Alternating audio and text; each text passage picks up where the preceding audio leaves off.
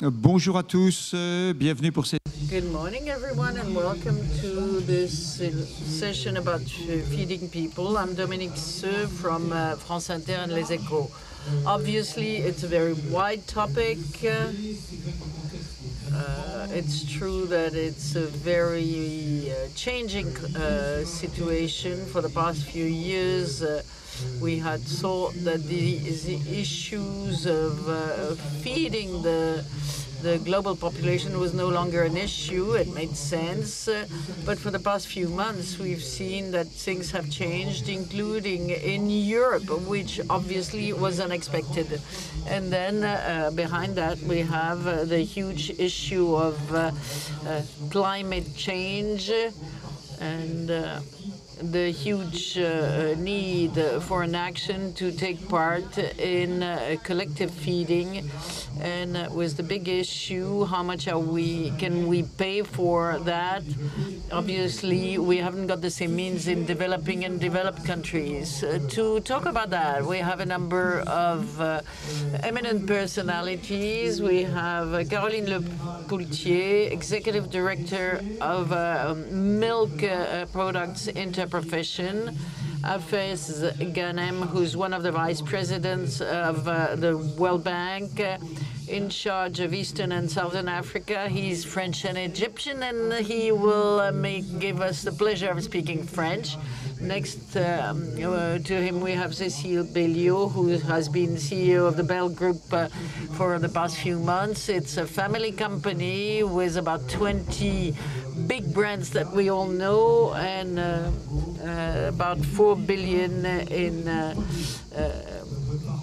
company. And we have Bernard Gault, who's CEO of Elio since, well, he's been so for the past 10 days, in fact. And next to you, we have Philippe, TILLOUS BORDE. Thank you for being here. You're a specialist of these issues. He was also in the industry in the past, and he will give us the pleasure of starting the session by giving us a brief introduction. You have the floor, Philippe. Thank you, Dominique, for giving me the floor. Hello, everyone.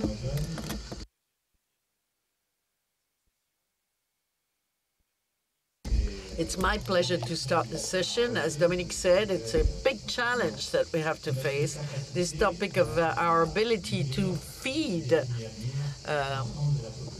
the whole population of the planet in the coming decades. So it is this obviously the capping issue, which is that of climate, and we'll probably come back to that. But above and beyond that, if we want to have a look at the picture and get ready to cover the topic, I can see three challenges. First of all, the issue of demography. We'll come back to that. Another challenge about global exchanges of agricultural raw materials, which is something that is really changing fast. And there's another one, the third one, which is about the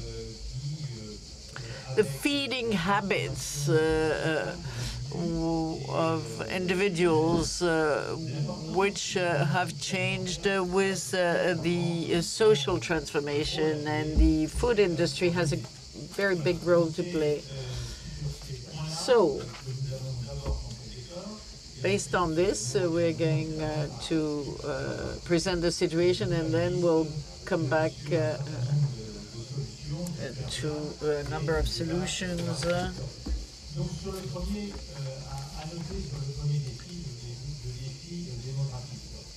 First, demographic challenge.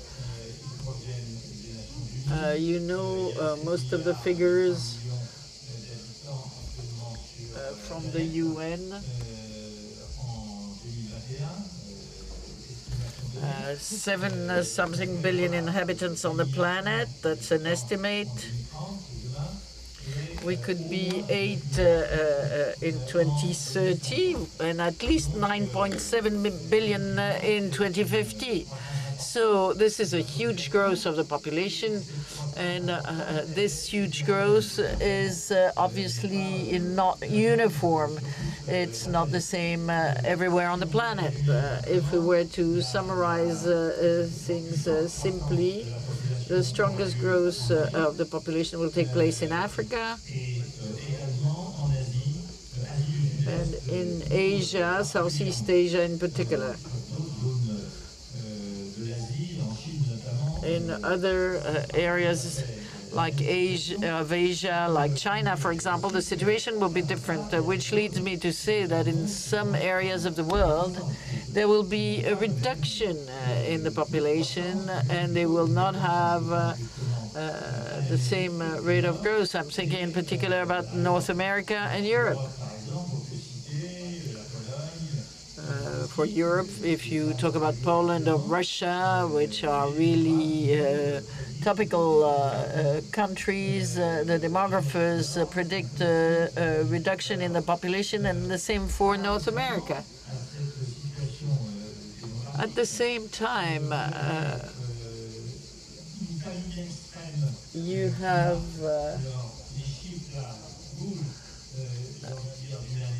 an extreme famine which changes with the years. It is considered that at least 45 million people are in under extreme famine conditions. It's probably more, but at least there are 600,000 inhabitants on this planet who do not have access to a balanced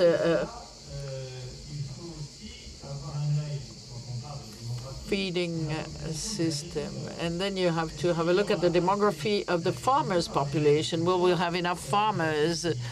And amongst the farmers, you have some farmers providing food, and they use the local production and live from the local production. And you have those who actually sell on the main markets to feed the planet. So this is quite a simple summary of the demographic challenge that has to be taken into account for the coming decades. Second challenge, as I was saying earlier, are the global exchanges of raw materials and agricultural materials. When I talk about agricultural materials, I'm talking about food, really, foodstuffs in general, talking about cereals, wheat, corn, plant proteins with soy, palm oil, milk also, milk powder. We'll hear the specialists later on. Meat, obviously. All this is at the very core of the discussion. So, all these products are of the essence. I should remind you that over the past few years, these raw material market has been a kind of oligopoly. There are very few countries producing these stuffs and selling it to the rest of the world, and it's a highly specific market. In the past, in the 80s, there was a kind of fight between the US and Europe, which would subsidize the productions to feed the rest of the planet. And at the time, the Eastern Bloc did not exist. But there have been changes since the opening of the Black Seas at the beginning of the 90s. We've been faced to global exchanges. And we are faced with quite a lot of health crisis, climate crisis. All the crises impact the whole global market. And my last point, well, you have less than 3 seconds. It's the challenge of food habits and food regimens, food diets. and their transformation. And we'll talk about that because 70% of the consumption of meat, or rather the consumption of meat, will increase by 70% in the coming years. Thank you very much. I didn't mention Andrea ILLY earlier because he's in Italy and he's live. Sorry, sir, I couldn't see you earlier. Thank you for being with us. You're the chairman of the company that bears your name, ILLY Cafe, which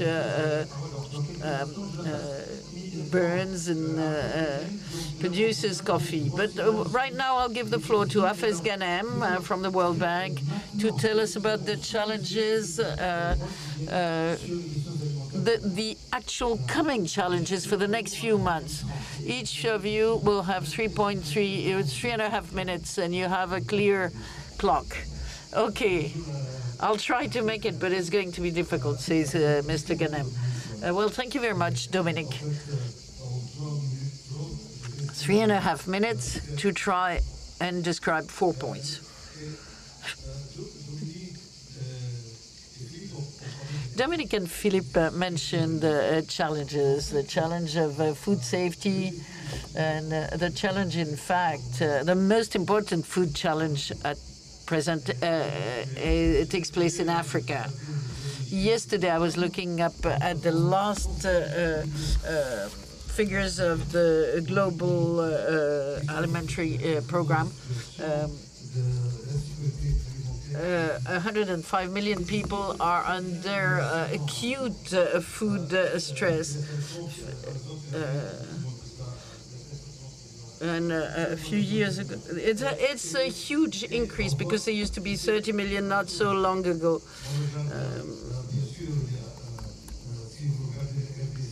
If you look at the Republic of Congo, it's 7 million. If you look at Chad, Mauritania, Madagascar.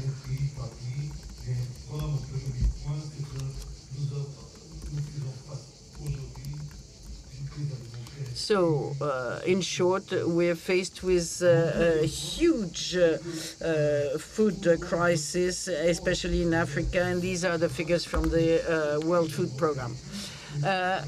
This acute food crisis, people tend to think that it's due to the Ukraine war. Well, the war in Ukraine has made things more complicated, but it's not the actual cause of the crisis. The causes of the crisis are multiple, and there are several of them. Let me mention 2 elements. First of all, climate change, especially in Eastern Africa, like Madagascar, for example. We've seen locust attacks like they never had before. We've seen droughts, cyclones, and where we didn't invest sufficiently to make African agriculture more resilient, well, we are now facing problems. And there are human causes of human origin, like wars, conflicts. If you look at what's happening in Sahel, in Mali, in Ethiopia. So what you're telling us is that we're facing a situation that is deteriorated for long. Yes, I'm saying that there are structural issues that we have to face.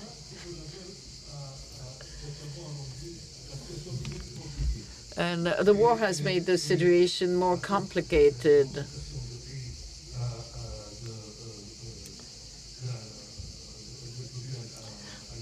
Because of the increase in the price of foodstuffs, for example, in some countries in Africa, the prices have gone up by 50%. But there's another issue, which is the reduction in humanitarian support. Because everybody now is concentrated and concentrating and focusing on Ukraine, not only at political and economic level, but also at financial level. huge budgets are being redirected, and this obviously has a negative impact.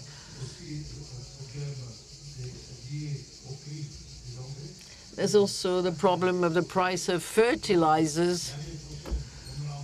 And next year we'll have another problem in Africa because the farmers do not have access to fertilizers. And I'd like to underscore the special case of North Africa, where major countries like Egypt or Tunisia are highly dependent on their imports. Thank you. Well, as you will have seen, everybody will talk about the challenges and then we'll tell you about the solutions. This way, we're sure you will stay with us. Cécile BÉLIOT, what is your view of the major global and national food challenges? Well, I believe that when you talk about food, rather than talking about a challenge, I like to talk about the value of food so that everybody understands what it means. Food is health. It's the health of your children. It's your health. Today, 800 million people are obese. 800 million people haven't got the right food diet and are deficient and are lacking food. 2 million people, as you were saying, do not have enough to feed themselves. This is the challenge of their health.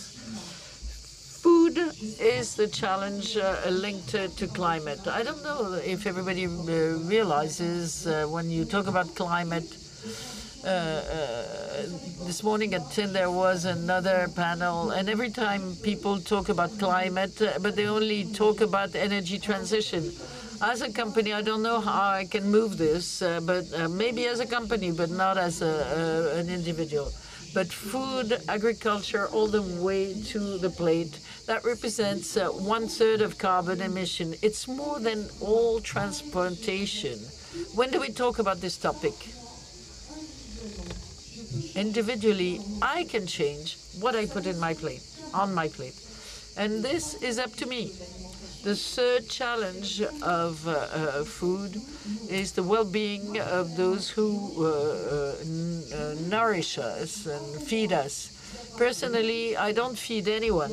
I don't feed anyone because if before me there is no farmer, nothing will come to the cities to feed the world. And today we have a real issue because these people are not only not paid the right price, and on top of it, they're no longer recognized as important. There is the challenge that we tend to forget. If we do not get to the next generation of farmers, we won't feed anyone in the cities. And the last challenge of food is animal well-being.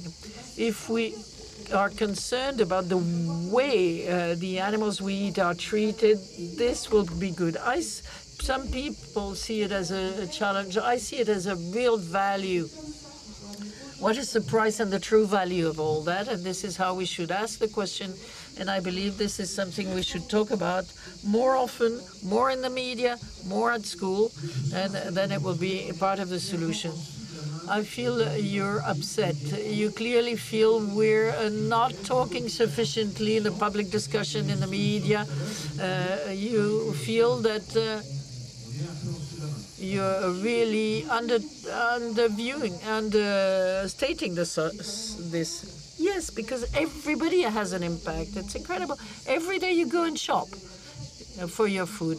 If you know what's behind it, if you're able to make the right choice, tomorrow morning you will change the situation for your health, for the planet, for animals, and for farmers that feed us. When will we have the proper debate? When will we help each one of us to make the right choice? Well, good message, well conveyed. Bernard Elior, well-known collective catering group. Well, I would like to thank the Cercle des Économistes for giving us the occasion of expressing ourselves. And as you can see around the table, there are ideas and there are convictions. I'm not going to add much because when you have these challenging topics, when you speak last, most of the challenges have been mentioned. But I would indeed like to tell you how I see things. To me, the angle is that of the consumer, is a consumer seen as our clients. We have 3.7 million of them in the various countries. And what I'm interested in is the attitude of our guests and the challenges that they have. And the first one is to help them see things differently. You talk about obesity, just one figure in the US. The caring for obesity would lead to doubling the consumption of fruit and veg.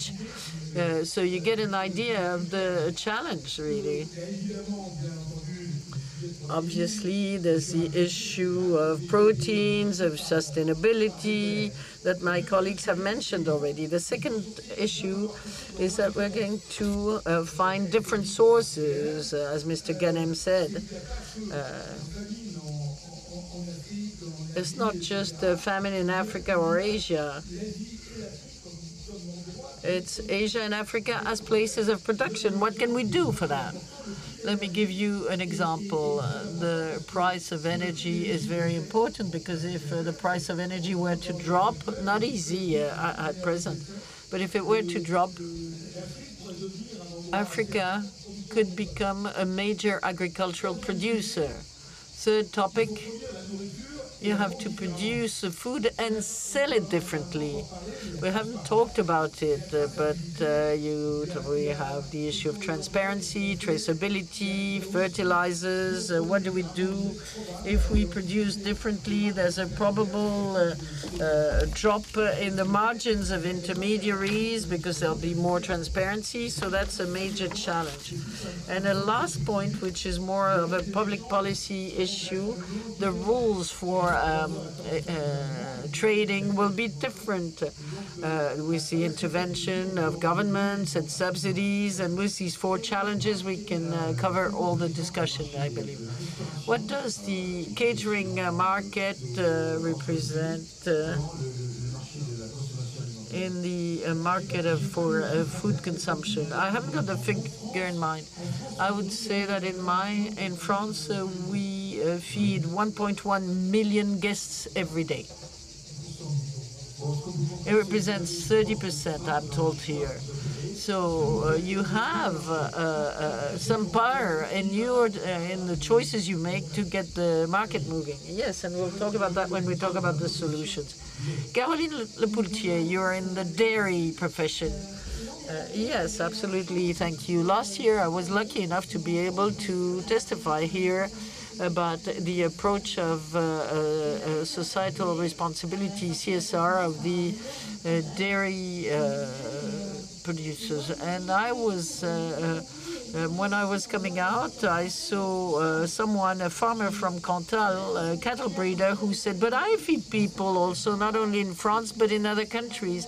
And this is very important because when you look at things, the situation has changed. Let me explain how the dairy sector can help face the challenges and what are the challenges that this sector is faced with, especially with the carbon issue.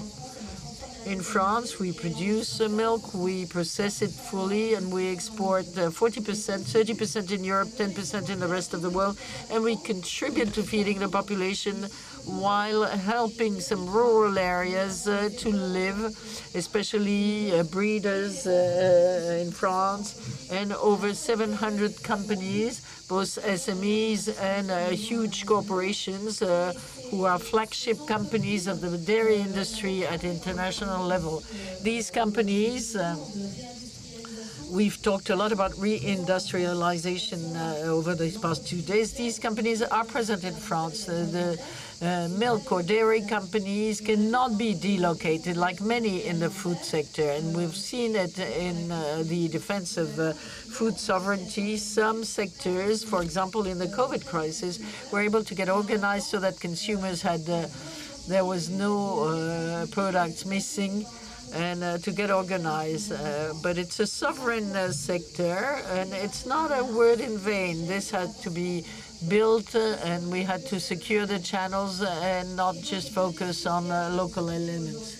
So the two challenges we're faced today, and this has been mentioned quite a lot, quite at length over the past 2 days, is the attractiveness of the sector, of the jobs. Cécile was saying it earlier on. There is not enough value given to the jobs, the products, the stakeholders, the retailers, the restaurants, the supply, the deliveries. So you mean the demography in the dairy sector is reduced? Yes, it's dropping, and the working conditions, the attractiveness, and also breeders retiring, and you have quite a lot of jobs in the dairy sector, which are in villages of less or communities of less than 15,000 people, and a lot of jobs are still vacant. How much are breeders paid for a liter of milk? We pay 412 euros for 1,000 liters. And elsewhere? You mean in Europe, in the world? No, I'm saying on a scale from what to what, really, depending on who buys the milk. Well, it depends on the time, because we're in a period of tension, of price stress, and stress on global production. This is an inflationary period, especially and also for the price of milk, and we have to make sure that it's still accessible, because this is for daily life. According to WHO, you should have 100 kilos of dairy products per capita and per year, and more than half the population do not have these. So a second challenge, and I'll come back to the examples later on, is carbon. So obviously this is being discussed at length. For milk, you must have cows that emit carbon and methane. And there's been a program that was launched in 2021 with a low-carbon program for the dairy sector. Yes, you'll help explain how you can decarbonate cows. Mr. ILLY, you're with us. Can you tell us about the stakes of the coffee sector? You're in Milan or Rome, I don't know. Yeah. Can you hear me? So coffee agriculture is 25 million families in 40 countries. And for all these countries, it's a matter of livelihood agriculture. So we need to have enough margin, because they receive less than 10% of the final value of the coffee cup, which is consumed in the OECD countries, the northern countries. And there's a wall, actually, that is represented at the equator level. There's a significant problem, namely the impact of climate. For 20 years now, at least, we could see how the coffee was impacted by the climate change, may it be in terms of drought, temperatures that would be too high, or torrential rains, all that would cause damage, because the coffee culture requires to have restrictive climate conditions. And another consequence of climate change is that up to 50% of farmland for coffee will not exist by 2050. So in 2015, there was the greatest celebration worldwide of coffee with the Expo Milan 2015, which concentrated the Universal Expo for the first time in the world on food. And 40 producing countries were actually present, and Jeffrey Sachs produced a publication called Milan coffee legacy. So we have established that there's a virtuous circle that relates the well-being that coffee gives to those that consume it with the development that is being created for those that produce it. And so on paper, the aim is to feed this virtuous circle with more quality and sustainability so as to improve the well-being and development for all stakeholders. The study that we carried out is on the adaptation to climate, where we try to understand whether supply safety could be found despite the impact of climate change. And we understood that despite the fact that we have a concentration in less countries, there is a possibility to increase productivity and to produce more coffee without adversely affecting the climate. And that's a good sign. We have identified what the stakes were. First of all, we should change the agronomic practices. And secondly, we should have varieties that are more climate resistant. So it's a wide program that requires migration of coffee culture in terms of altitude and latitude, where climate change is less severe. And also, I will talk about mitigation, because we need to decarbonate here as well. As we all know, agriculture is also very responsible for the climate change. It's a victim of it, but it also is responsible. And the loss of biodiversity comes from that as well, in a way. Just a word, how do the coffee costs evolve right now worldwide? Well, because of climate, we have had 2 important droughts in Brazil last year, and now prices have doubled as opposed to 18 months ago. So this has actually an important impact on the economy. Thank you. So challenges have been determined, and Cécile, I'm going towards you first. An industrialist like you, what do they expect from public authorities, from also the other stakeholders, to make things evolve in the direction that you wish to have and that you mentioned with a lot of energy? What kind of tools should be used in emergency? First of all, there's a responsibility of each stakeholder. Retailers, farmers, the state, because when we talk about food behavior, the state has a role to play with via the education system. We have to find solutions, and we can do something, each of us. And they're quite simple and straightforward. And if I were to sum them up, there are 3 of them. First of all, there's the agriculture. We have to deal with regenerative agriculture. What does it mean? When agriculture is intensive, it exploits the soil, and then the soil doesn't play its role because it has become too poor and it doesn't capture carbon anymore. A soil that we respect, that is healthy, where there's microbiome, where the worms play their role, then carbon is captured. And so you can see that when we change agricultural practices, it can become an important leverage. But you cannot ask to a farmer, to a breeder, when he doesn't know how much he earns at the end of the month, to transform itself. It won't work. It won't work. You can't demand that from them. So if we do not guarantee a decent wage at the end of the month, nobody will move. I'm going to give the example of Bell, but I'm not here to promote Bell. I'm just talking about the stakes. Before the food general states, we actually had the price of the milk that was fixed in France, where we said, what is the minimum that you need? And above that, what did we do?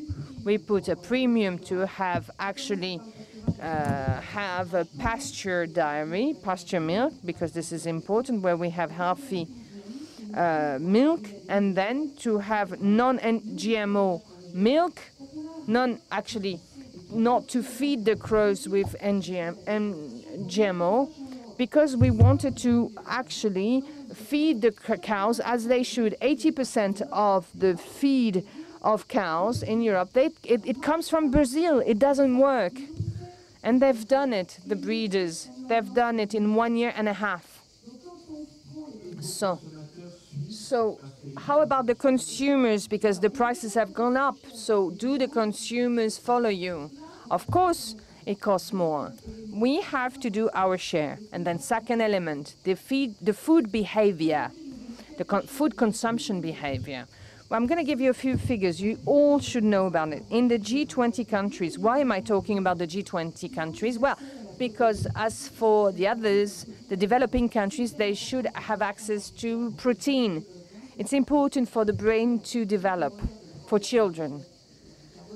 So when we talk about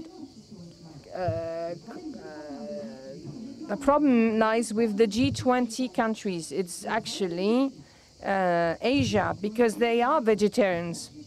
If we switch from 10%, 10 portions, we should have 1 out of 10 from animal protein. We should switch. What we would actually save in terms of carbon, it would be the equivalent of Japan emission. It's 40 years of water emission from London. What do you mean switching? We should switch to a vegetal protein. We should talk about alternatives that we find on the market. There's a lot of them. We should switch to leguminous plants. So if we switch just 1 out of 10 persons, that's actually the economy of 40 years of consumption of water in London. And then we can use this for other things than to feed cattle. And that's the equivalent of the surface of the United Kingdom. And we have no choice but to change, because if we do not change, if the emerging countries adopt our food regime, then we would have an excess of 230% of the Paris agreements in terms of carbon emissions. And then there's also food waste. There's actually too much that is thrown away. 70% of what is wasted in the households. So once again, these 3 leverages, we know them, and we all have a role to play to make that known, to communicate on the fair value, and to promote a good food system. Because otherwise, if we adopt ours, it will cost more. So what could you do in your catering service? Well, I would like to talk about our trades, have some advocacy for it. I have listened to what Cécile has said, and of course I totally agree with what she said. What I would like to suggest to public powers and in general, to a public at large, is to have a partnership. We could be the spearhead of the initiatives and to be the warranters of social catering, because we have an undeniable expertise of how to handle raw materials, commodities.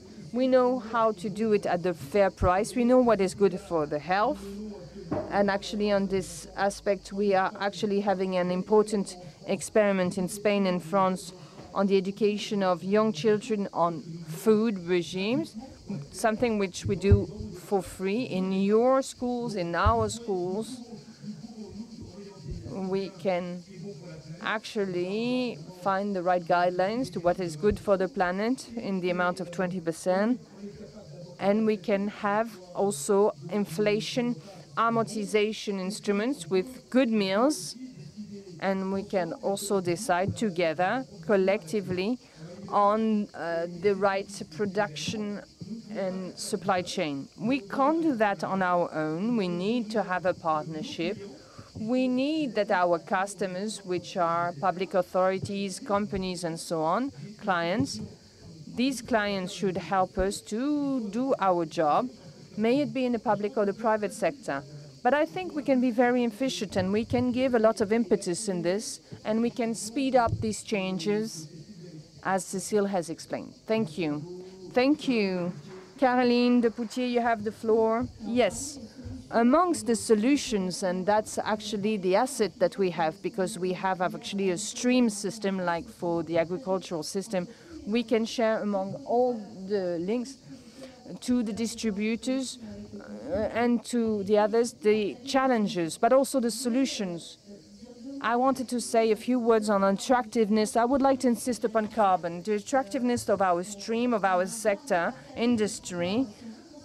If we want to continue to produce better tomorrow and more tomorrow, and to keep this willingness to export outside so as to keep our territories, we need to hire new talents.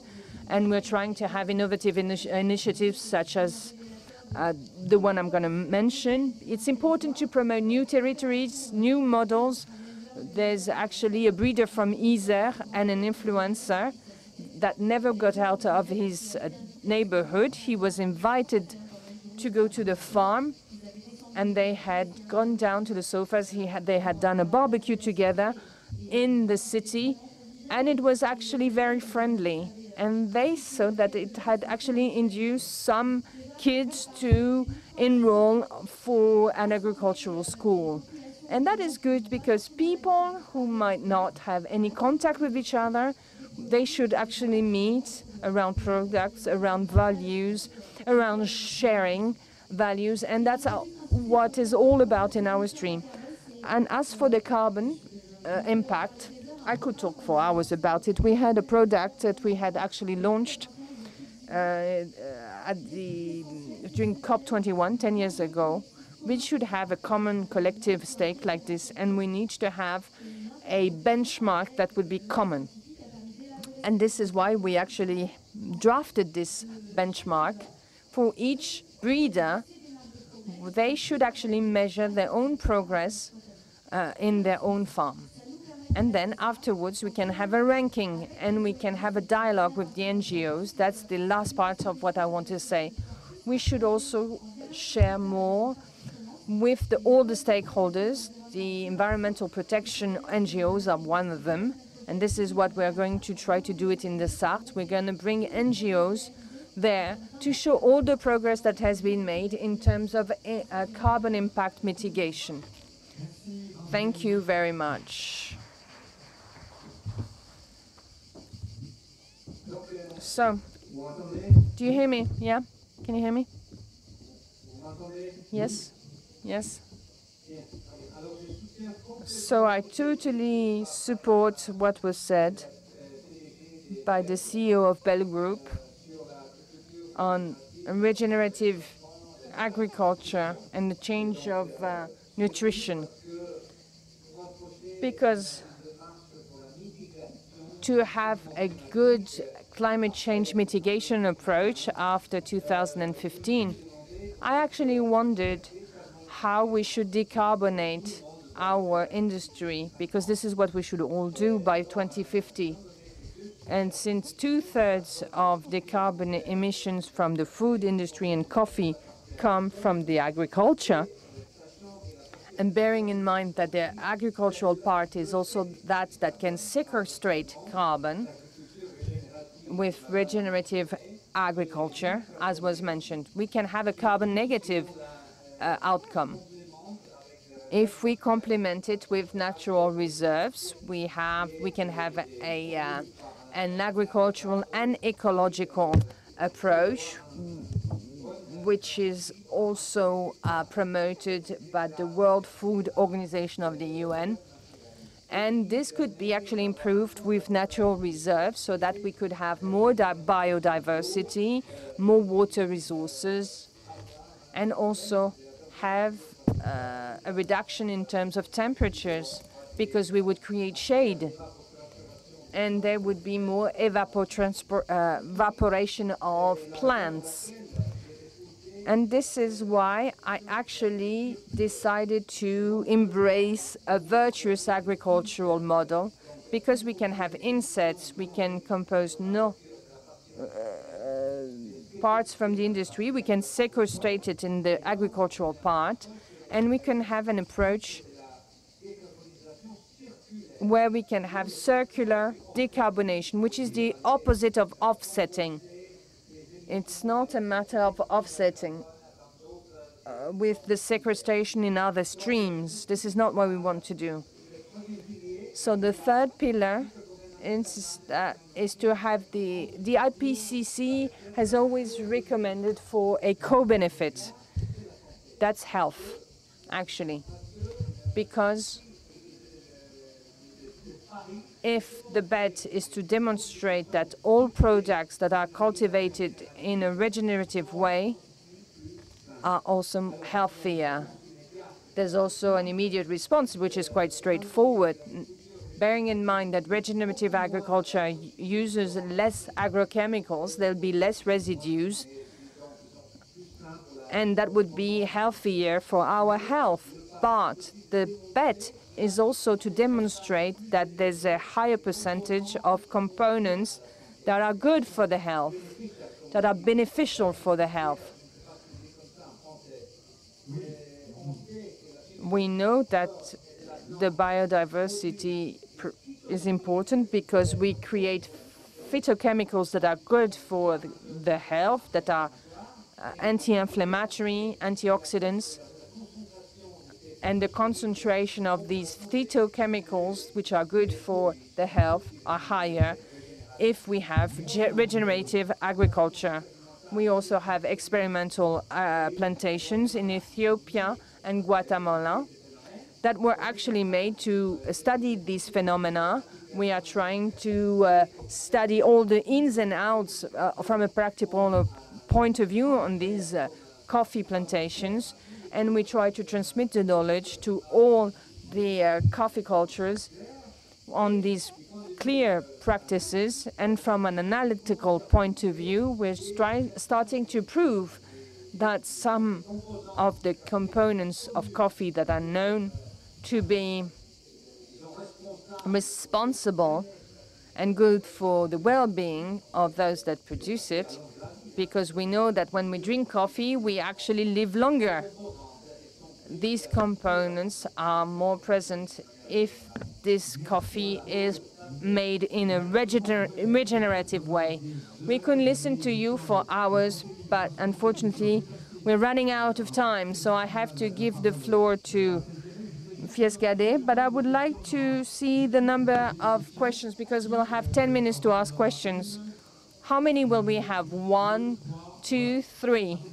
Okay, Hafez GHANEM, you have a few minutes to talk about the recommendations worldwide. There's a lot of things that we could do at the world level, but I would like to insist upon 2 points, because unfortunately we're running out of time. The first one is everything that my colleagues said. Mitigation. Mitigation is necessary. I'm giving the example of Africa. It is responsible for less than 2% of greenhouse gas emissions, but that's the continent that suffers more in terms of problems related to climate change.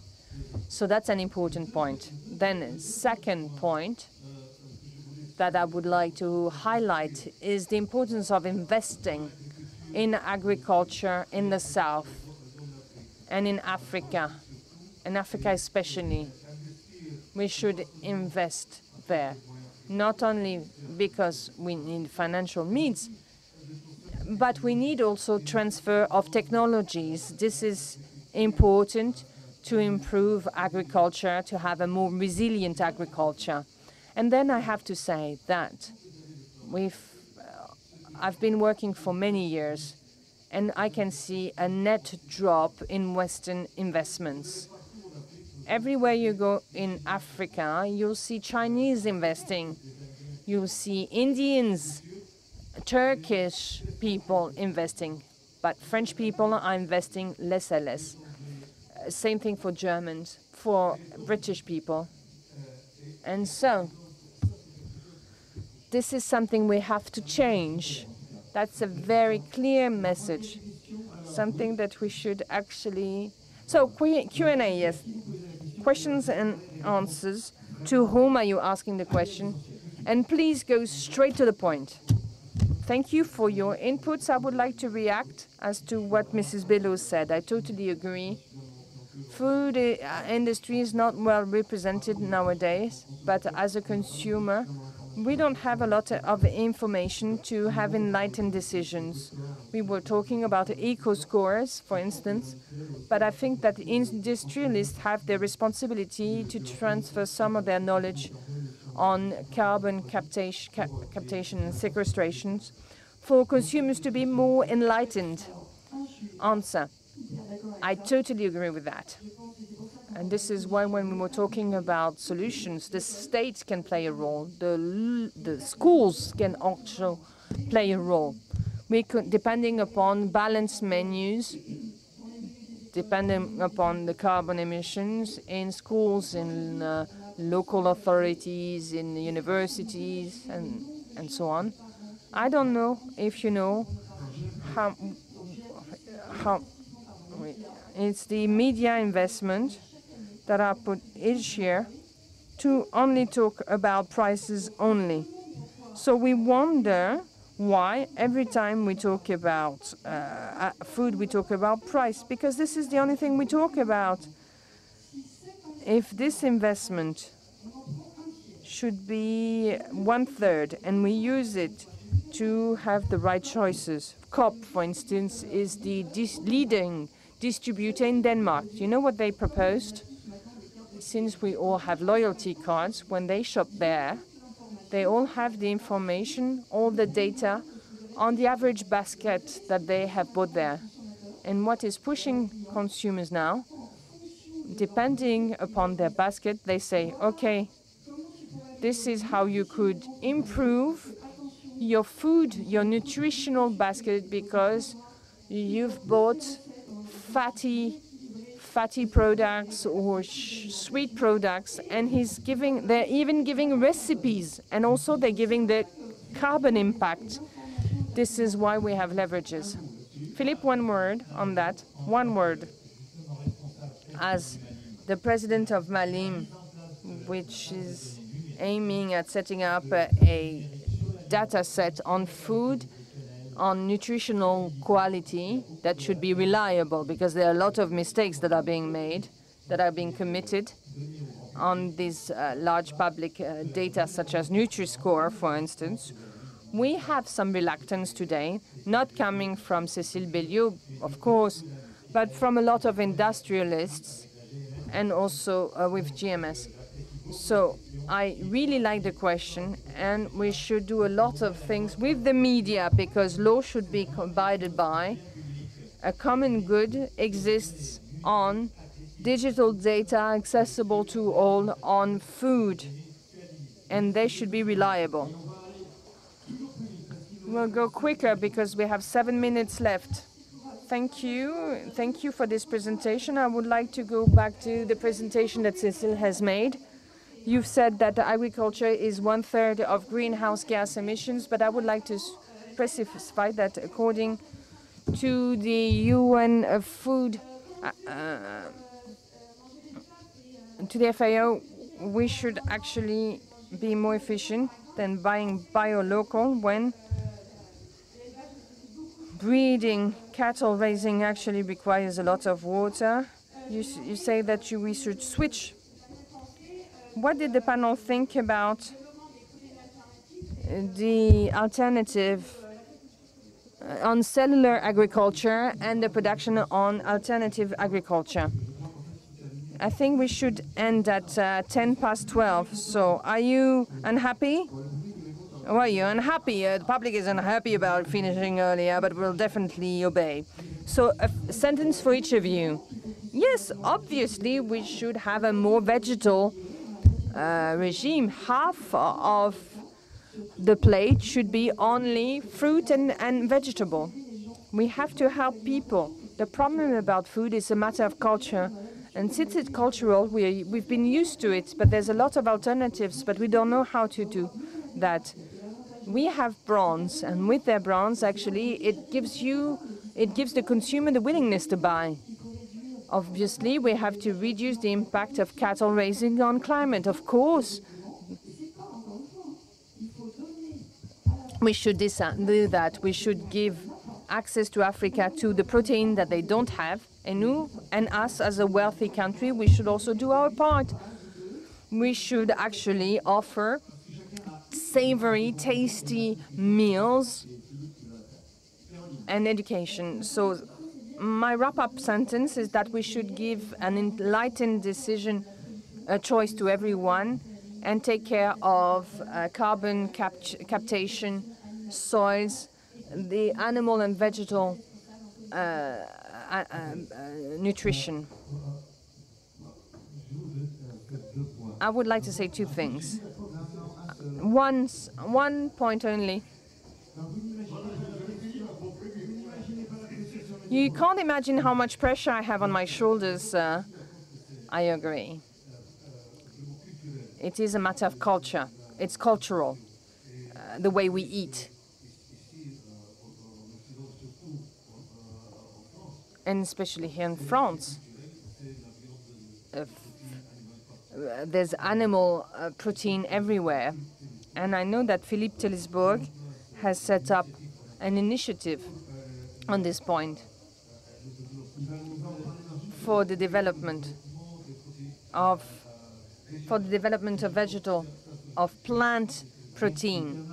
Thank you, Bernard. Well, in a nutshell, Elior and the companies engaged into corporate catering are all partners, full-fledged partners. We really are committed, and this will make a difference. I would like to give the floor to Philippe for the wrap-up sentence, and then we'll give the floor to our Italian friend. I would like to talk about plant proteins. If there have been successes, it was because there was a program for this in France. It is now shared at the level of the European Union. We now have a European plan, and as was said, we are negotiating with Africa, between Africa and the EU, to have a plant protein program with Africa. And in this plan, obviously, there is a necessity to enable Africans to develop their own plant proteins, but also their animal proteins, because this the essential part of growth for meat, it will be essentially done in Africa. And then you have heard that this will require a lot of innovation, upstream innovation. We need research. The food industry will bring it as well. We are at the core of the centers of concern of the Cercle des Économistes, and we need training that is fundamental, may it be in Europe or in Africa. That will be my last word. Thank you to all of you for having listened. Merci à vous. Thank you.